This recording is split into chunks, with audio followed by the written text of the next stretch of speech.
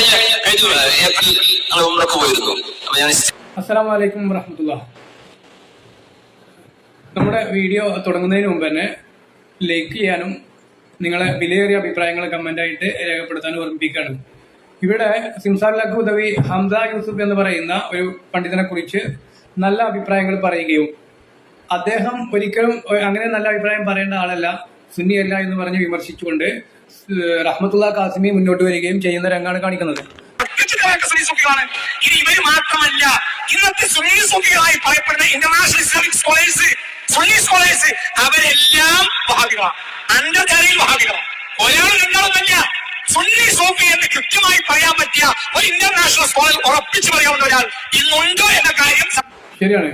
സുന്നി സൂഫി എന്ന് പറയുന്ന ഒരാള് ഇന്നില്ല, പിന്നെ ഒക്കെ വഹാബികളാണ്. പിന്നെ സുന്നി സൂഫി എന്ന് പറയാൻ പറ്റിയ ഒരാള് ആകെ ഉള്ളത് ആരാണ്?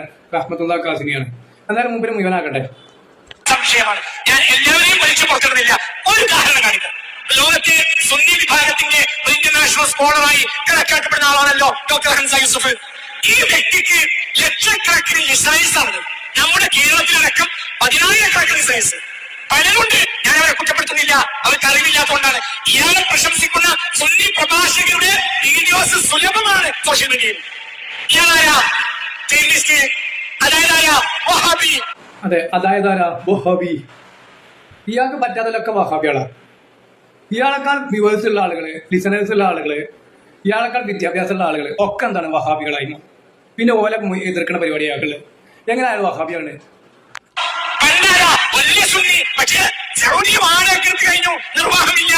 അതെ, സൗദിക്ക് ചെല്ലുമ്പോ ഫ്ലൈറ്റ് ഇറങ്ങിയ വിമാനത്താവളത്തിൽ നിന്ന് എയർപോർട്ടിൽ നിന്ന് പുറത്തേക്ക് ഇറങ്ങിയൊക്കെ അവിടെ ഒരു ചെറിയൊരു കൗണ്ടർ ഉണ്ട്. ആ കൗണ്ടറിൽ എഴുതി വെച്ചിങ്ങനെ സമസ്തക്കാരെ വാടകയ്ക്ക് എടുക്കുന്നു. അപ്പൊ അവിടെ ചെല്ലുമ്പോ നല്ല തൊപ്പി തലപ്പാവും എല്ലാവരും പണ്ഡിതാണെന്ന് തോന്നുകയാണെങ്കിൽ അങ്ങോട്ട് ചെല്ല പോലെ പൈസയും കൊടുത്ത് വാടക എടുക്കുക. എത്ര മരം ആൾക്കാരെന്നറിയാം ഒരു ദിവസം വാടക എടുക്കണേ? ഞാൻ ഒരു ദിവസം നിന്ന് പോയി. എവിടുന്ന സൗദി അറേബ്യനെ കൊണ്ട് ഇത്രയും പൈസ കൊടുത്തിട്ട് ഇങ്ങനെ വാടക എടുക്കാൻ കഴിയുന്നില്ല? എത്ര കാലം കേരളത്തിൽ എത്ര കാലം സമസ്തക്കാരെന്നറിയാം വാടക എടുക്കണം അവിടെ? ഇതൊക്കെ കൂടി അത് എന്തിനാ എടുക്കണമെന്ന് മനസ്സിലാവുന്നില്ല. അപ്പൊ ബാക്കി കൂടി പറയും.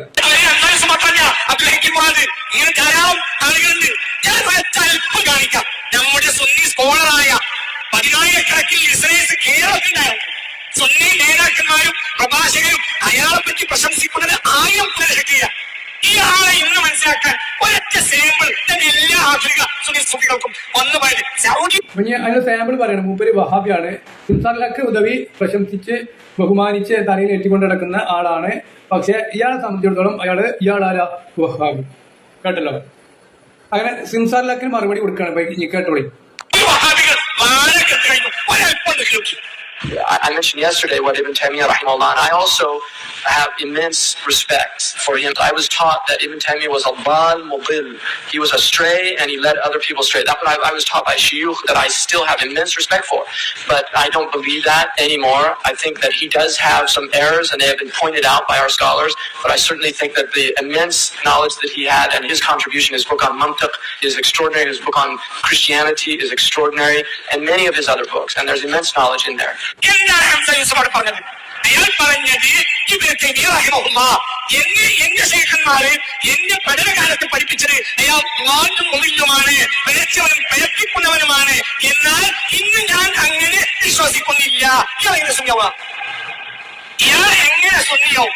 ഭൂലോകമന്റെ ഏറ്റവും വലിയ ടെററിസത്തിന്റെ അപ്പോസ്തലനല്ലേ ഈ ഇബ്നു തൈമിയ്യ? ഈ ഇബ്നു തൈമിയ്യയെ പറ്റി നമ്മുടെ സുന്നി നേതാക്കൾ എന്താ പറഞ്ഞത്? മഹാനായ ഇബ്നു ഹജർ അൽ ഹൈതമി റളിയല്ലാഹു അൻഹു കാലഘട്ടത്തിൽ വന്ന 973 ഇബ്നു ഹജർ റളിയല്ലാഹു അൻഹു വഫാത്ത്. അവരുടെ ശിഷ്യനാണ് മഖ്ദൂം രണ്ടാം. ആ മഖ്ദൂമിയത്തെ നിലനിർത്താൻ വേണ്ടി ഉണ്ടാക്കിയതാണ് സമസ്ത. ആ സമസ്തയുടെ പ്രഭാഷകനാണ്. ശരിയാണ്. ലോകത്തെ ശിർക്ക് പ്രചരിപ്പിക്കാൻ വേണ്ടി മാത്രം ഉണ്ടാക്കിയ ഒരു പ്രസ്ഥാനമാണ് സമസ്ത. അതില്ലെങ്കിൽ ഇത്രത്തോളം ശിർക്കും ഇത്രത്തോളം വിദഗ്ധത്തും ഇത്രത്തോളം ജാരങ്ങളും ലോകത്തുണ്ടാവില്ലായിരുന്നു. ഒരാൾക്കന്നെ 2-3 ജാരം ഉണ്ടാക്കണം വരും. എന്നിട്ട് തന്നെ വയ്ക്കും മതിയാണ്. ആൾക്കാർ പറയില്ലേന്ന് കരുതിയാണ് നിർത്തണേ. ഇനി എവിടെയെങ്കിലും കല്ല് നാട്ടിച്ചുണ്ടെങ്കിൽ ആ കല്ലിനോടും പ്രാർത്ഥിക്കും. ഇങ്ങനെയുള്ള ഒരു വർഗം സമസ്തക്കാരാണ്.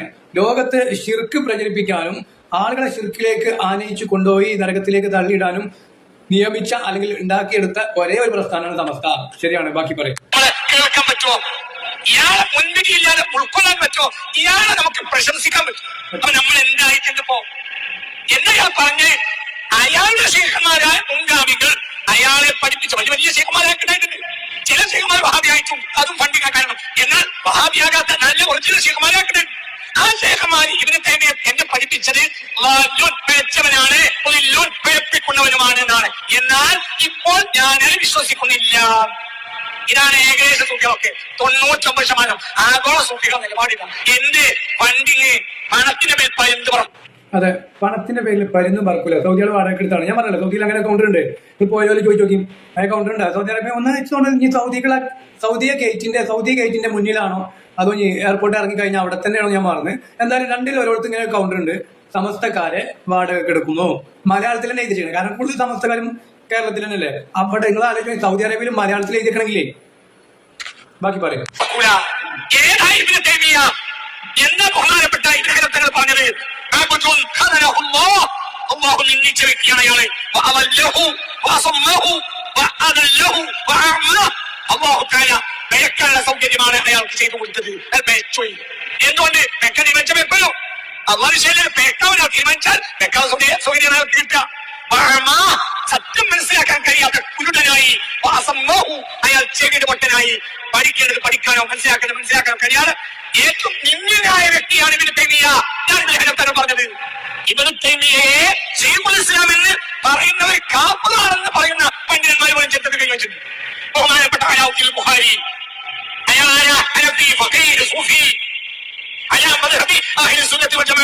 മൂപ്പർക്കറിയാം എങ്ങനെ ദഅവത്ത് ചെയ്യേണ്ടതെന്ന്. വിചാരത്തിൽ കിടക്കുന്ന ആളുകളെ ഇങ്ങോട്ട് കൊണ്ടുവരാൻ എന്ത് ചെയ്യണമെന്ന ഹിക്മത്ത് നന്നായി അറിയുന്ന മഹാനാണ് അയാൾ. ആ മഹാനെ കണ്ടുപഠിക്കണം. എന്താണ് ഇൽമ്, എന്താണ് കേട്ടല്ലോ.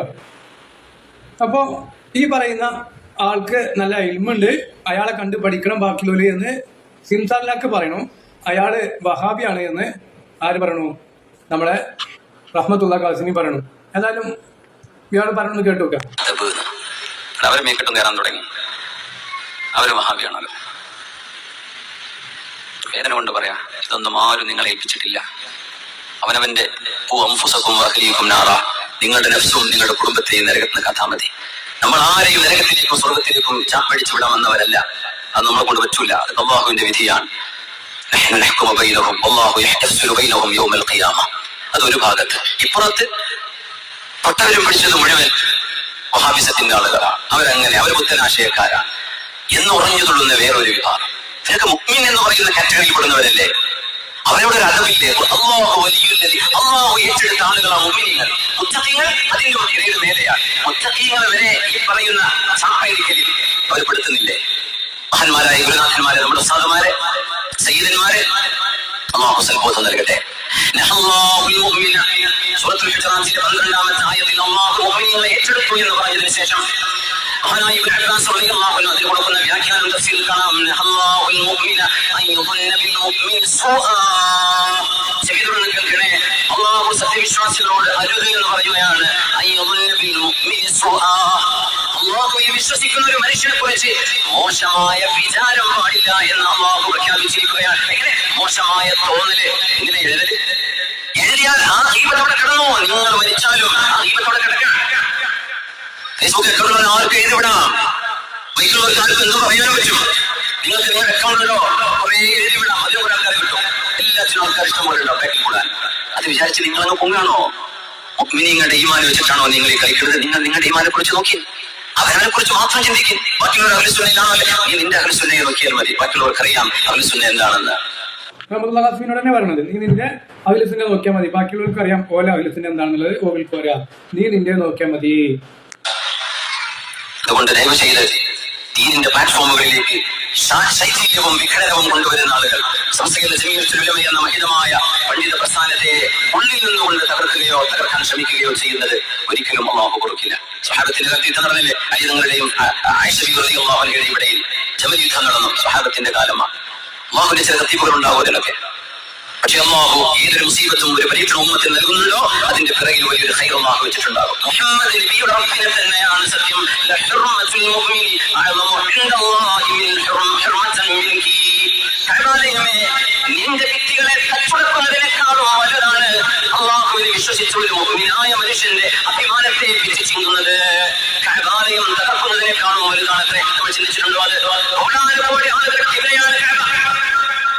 കോടാനുകോടി ആളുകളുടെ ജില്ലയാണ് കഅബ. എത്ര ആളുകൾ കഅബയിലേക്ക് നിസ്കരിച്ചു? എത്ര ഔലിയാക്കന്മാർ, എത്ര ഔലിയാക്കൾ, ഹബീബായ നബി തങ്ങളുടെ സ്വഹാബികൾ എത്ര നിസ്കരിച്ചു? നമ്മൾ നിസ്കരിക്കുന്നത്, വരാൻ പോകുന്നവർ നിസ്കരിക്കുന്നത് കഅബയിലേക്ക്. ആ നിസ്കരിക്കുന്ന ഒരു മുഅ്മിനിന്റെ വിലയുടെ താഴെയാണ് കഅബയുടെ വില എന്നാണ് നബി തങ്ങൾ പറയുന്നത് സ്വല്ലല്ലാഹു അലൈഹി വസല്ലം. കഅബയിലും വലുതാണ്. പക്ഷെ മുഅ്മിനായ ഒരാണിന്റെയും ഒരു പെണ്ണിന്റെയും അഭിമാനം അതിനേക്കാളും വലുതാണ്. നിങ്ങൾക്ക് പിച്ച് ചീന്താനുള്ളതല്ല. അയാൾ മോശക്കാരനാണ്, അയാൾ ഇങ്ങനെയാണ്, ഇതൊന്നും പറയാൻ നിങ്ങൾക്ക് അവകാശമില്ല. മുഅ്മിനീങ്ങളോട് പല ആൾക്കാരുണ്ടോ കോമഡി എഴുതുന്നവർ ഒരു രീതി കൂടെ ഓരോ പറഞ്ഞാൽ കേൾക്കൊന്നുമില്ല. മുഅ്മിനീങ്ങളോട് പറയാൻ ഇസ്ലാമായ മനുഷ്യനെ പോലും പെടാൻ പാടില്ല. പറഞ്ഞ ആലിമീങ്ങളെ, സദാത്യങ്ങളെ, പണക്കാട് സയ്യിദന്മാരൊക്കെ മേക്കിട്ട് കയറി പാലക്കാട് തങ്ങന്മാരെ മേക്കിട്ട് കുറച്ച് മുമ്പ് കയറിയതുകൊണ്ട് അതും കൂടി വെച്ചിട്ടാണ് മുമ്പരി പറഞ്ഞത്. മുമ്പരി ഉള്ളിൽ കൊണ്ടിട്ടുണ്ട്.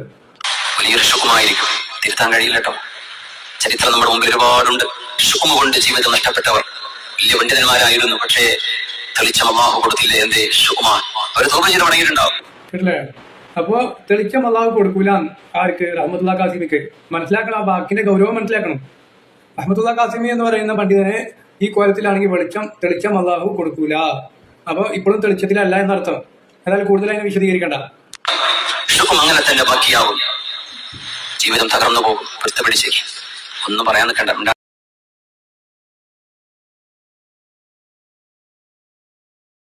കാര്യമൊന്നുമല്ല. പക്ഷെ മതപരമായ കാര്യങ്ങളിൽ അവർ പറഞ്ഞ കാര്യം